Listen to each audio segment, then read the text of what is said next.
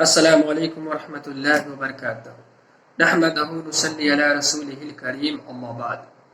محترم ناظرین، بارش خوب ہو رہی ہے، بارش پہ بارش ہو رہی ہے، لیکن زمین سے کوئی غلہ جیسا نکلنا چاہیے ویسا نہیں نکل رہا ہے۔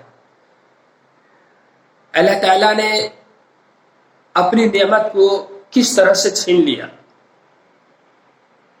اور یہ بھی قیامت کی نشانی میں سے ایک نشانی ہے۔ تو آئیے اللہ کے رسول صلی اللہ علیہ وسلم اس کے مطابق کیا ارشاد فرمایا ہے، جو صحیح مسلم حدیث نمبر 2904 ہے۔ اس حدیث میں اللہ کے رسول صلی اللہ علیہ وسلم نے فرمایا ہے کہ قحط سالی یہ نہیں ہے کہ بارش نہ ہوگی، بلکہ قحط سالی یہ ہے کہ بارش ہوگی، خوب بارش ہوگی، لیکن زمین اپنے اندر سے غلہ پیڑ پودا نہیں اگلے گی، نہیں نکالے گی۔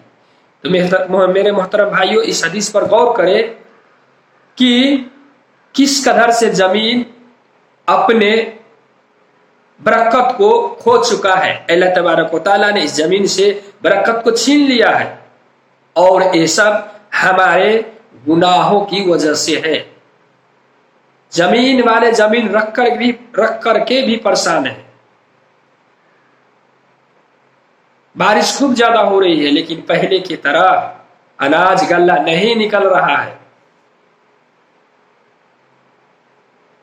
اور جب بارش ہو تو اللہ تبارک و تعالیٰ سے ہم سب کو یہی دعا کرنا چاہیے کہ اے اللہ، ہمارے زمین میں پہلے کی طرح تو برکت رکھ دے اور ہمارے گناہوں کو معاف فرما دے۔